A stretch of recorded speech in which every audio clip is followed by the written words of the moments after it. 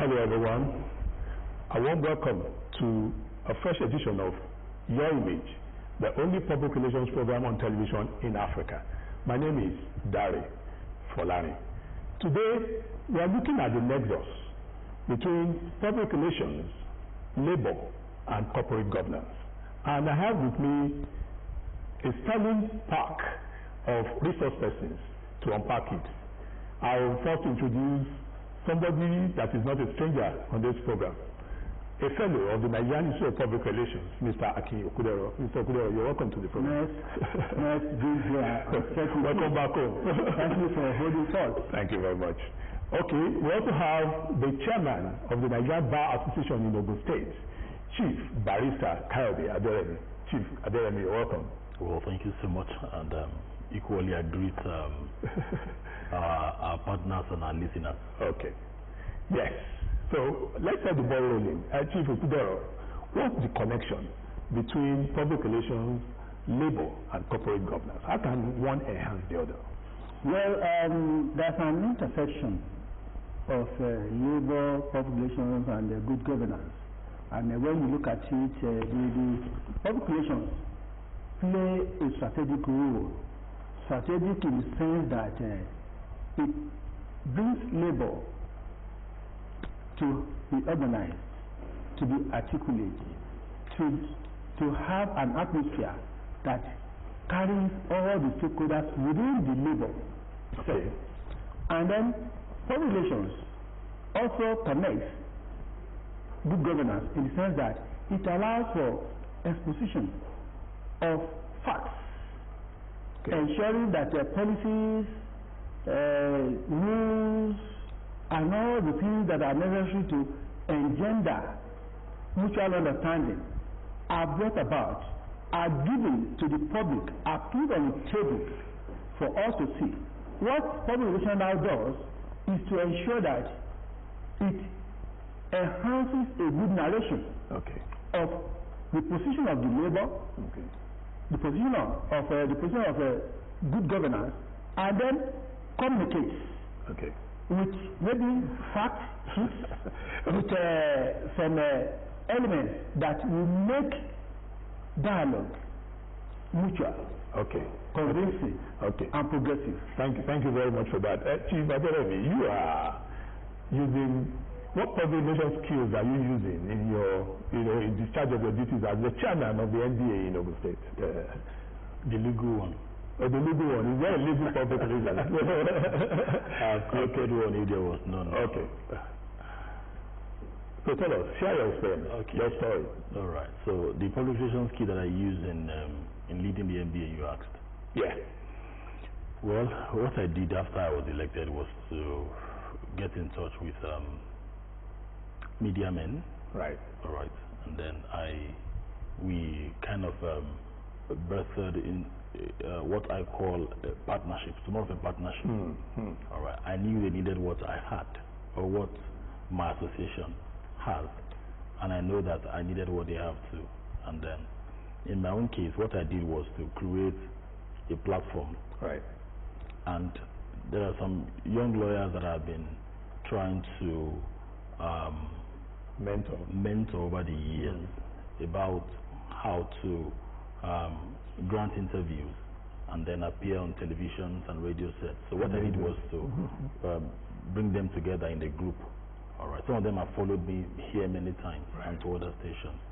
So I told the radio stations and TV stations that, okay, you know what? As the chairman, I now have a group of lawyers ready at your beck and call when you're programmed. On my own part too, your job as the media houses, all right, is to project the projects or the things that we are doing as an association, and then as our interest, and then our objectives too as well. So it was more like, yes, it's more like a synergy between myself and them. But it was something that after I was elected, even before I was elected, I had that plan. Amazing. And of course been set rolling ever since I was there. So amazing, so amazing. That's the strategy. So our fellow, you are the acting secretary General Secretary of SASGOG, that's Senior Staff Association of Statutory and Corporations and government-owned companies. Quite wonderful. Okay, so tell us, how have you been using public relations skills to pilot the affairs? You recently concluded the Delegates Conference in Ibadan. Congratulations. Thank you so much. Just answering your question, public relations is pivotal to engendering a partnership and bringing stakeholders together in any entity.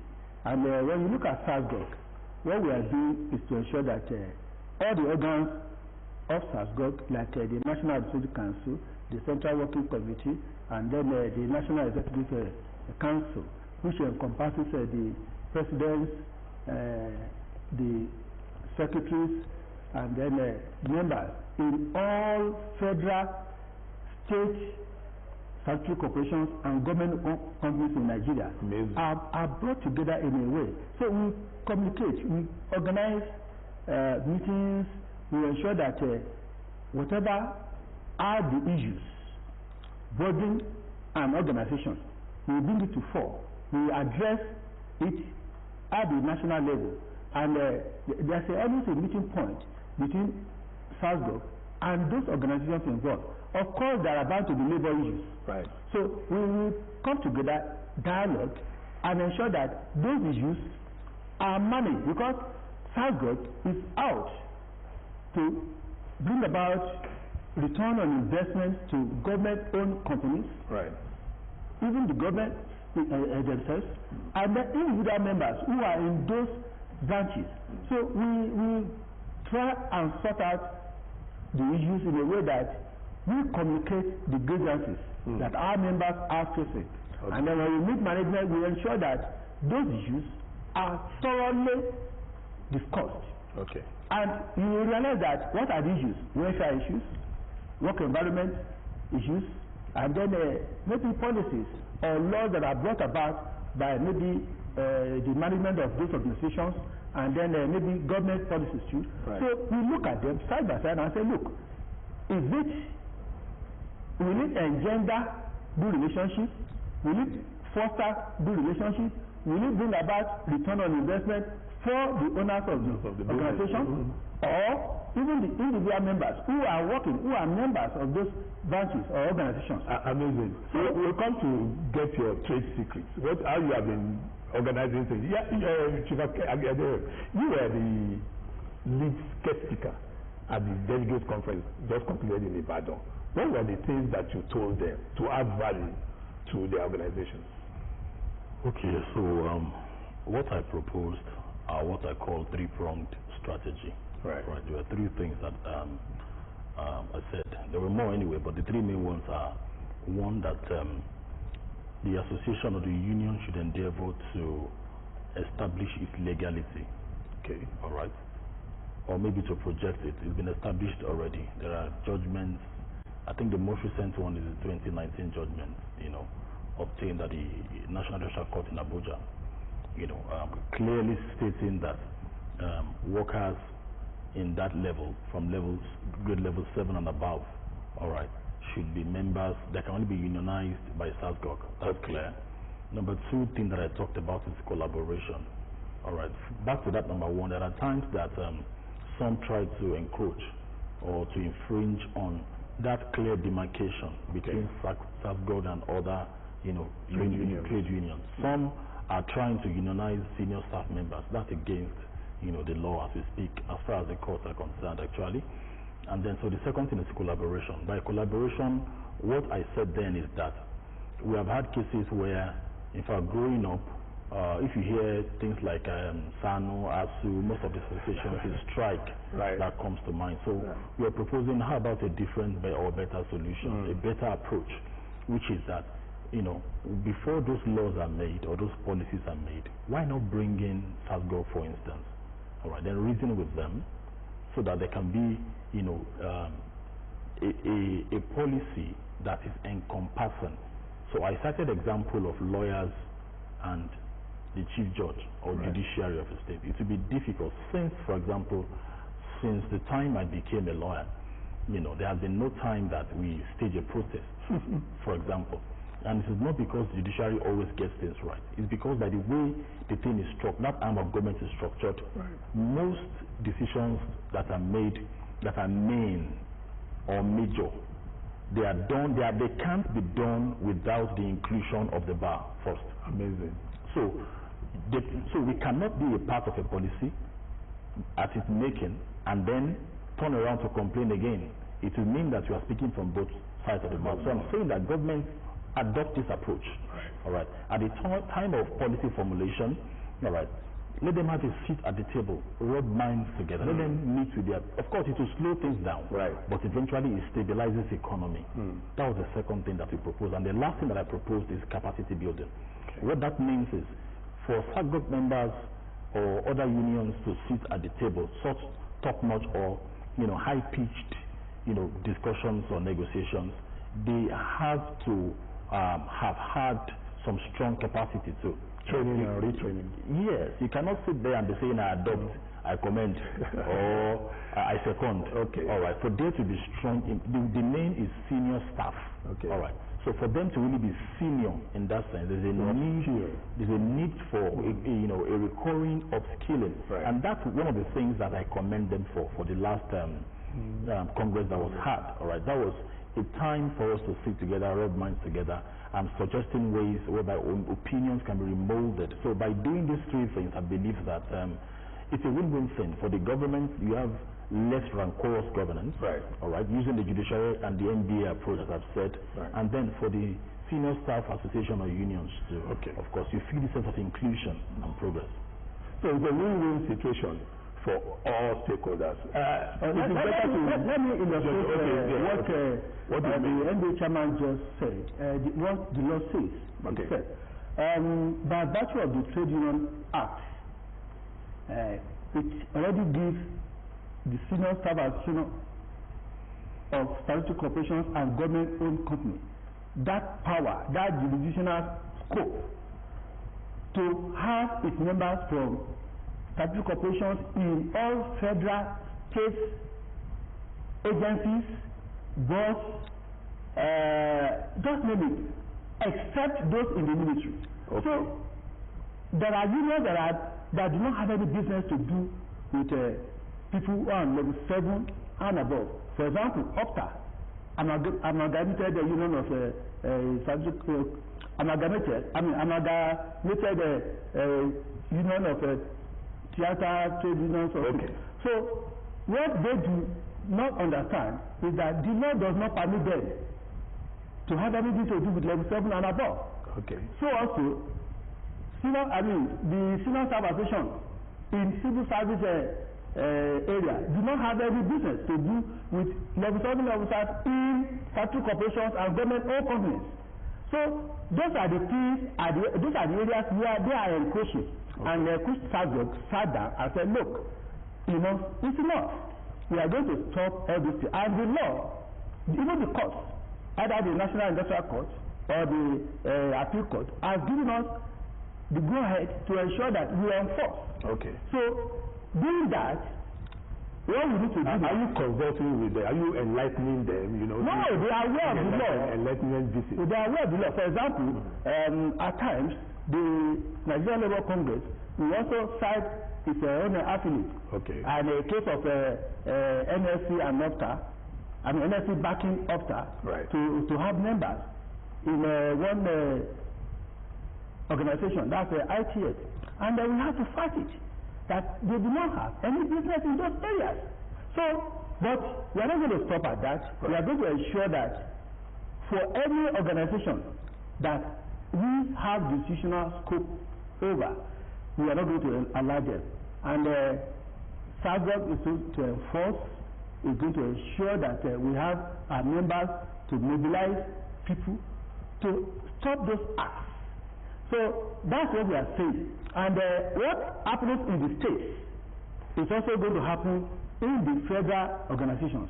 So no other union, if we are in a statutory corporations, agencies, boards, parastatals, SAGOG has the absolute power to organize the senior members in those areas. So what other strategies are you giving members of the public generally in terms of conflict resolution? Generally now, speaking generally. Well, the other strategy that I'm proposing, that I'm giving, is what we call the ADR. That is the alternative to dispute resolution. Okay. What I've noticed is, for example, now we have the war between Iran/Israel, right, and by way of proxy, the US as well. What I know is that war will end at a round table. Okay. Parties will come together and sit down and say, okay, of course, we are hearing the word negotiation already. It's coming up. So things come to that eventually. All right. The problem is that those that have died, things that have been lost forever. So I think a wise person may want to sit down and think. In fact, put in biblical ways, count the cost before you start building. All right. So one of the ways to doing that, even you may be surprised that in the law courts, if someone wants to file for divorce, for example, marriage dissolution, the law mandates us lawyers to first take steps to ensuring that things are resolved between them before you go to court. That's one. Two, even after you go to court and you obtain judgment, what you get is what we call order nisi. Another one for that is that this order saying that this might have been dissolved is still temporary. So even if you almost killed each other, the court will not make it absolute straight. The law says it must first be temporary. Okay. So what the logic behind that is to give a 3-month window frame or a span to see whether things can still be salvaged. Right. So it is after that 3rd month, if things remain the same, that parties will now come back and get their order absolute. Okay. So the whole idea is to understand that even if we fight and war, all right, most times, in most cases, it ends up on the table. So why not, explore the option for that's one. Then two, there are the times that we have had near conflicts between the judiciary arm and the bar, were times that policies were made without the strong inclusion of the bar. Okay. So that thing would always cause a kind of negative ripple. Okay. All right. So there is a lot of sense and wisdom in doing that, to ensuring that things are better. Even as a chairman of NBA, there was a time I had an idea. To my mind, it was a very lofty idea, never done before in the history. NBA Abeokuta, this our branch was inaugurated in 1969 by Chief Toye Koka. That's when it started. Right. The idea that I had never been done since that year. I'm the 26th chairman. All right. So I met with my ESCO members and I said, this is my plan for NBA Abeokuta. This was about last month or so, 2 months ago. Okay. And one of them just shot them that he was shooting a duck. This was something that took me so many weeks and months to think about. Right. And a second person said, I agree with that person that I sent. You know what I did? What did you do? I didn't bother taking it to the general floor. Okay. I said, if you, my ESCO, disapprove of this, then it means that the chances are that on the general floor, there's a likelihood of having such things. So I just withdrew the idea, and then we are flying. It is better to judge than to war. In consensus building, what do you suggest, sir? Well, salvaged by training, by the powers and the nurturing education that are foreign as bequeathed to us. We were trained in a way that we must be very articulate, we must comply with the laws of the land, and then we must ensure that welfare of our members are in the front runners when we are dealing with welfare issues, and when we are dealing with corporate issues that may either mar or make our existence. So in a way, now what we do is to champion dialogue processes. Okay. Probably sit down with the management, let's analyze the issues, and then at the end of the day, we look at the facts on the table. Critically, you produce consequences. And then, when you have the facts, when the management is able to come up with the institutional analysis of things, probably the union or members believe that there's a lot of funds that is supposed to be accruable to members. And the management says that, look, these are the situations we have found ourselves. So when we sit down, we ensure that we have a balanced argument. Okay. And with that, we're able to see things clearly. With that, we'll now be able to arrive at a reasonable position where it will be win-win situation For and not anybody feeling aggrieved. Okay. So that's our approach. Okay. And maybe SASGOG has been a matured association over the years, and I give credit to our four leaders.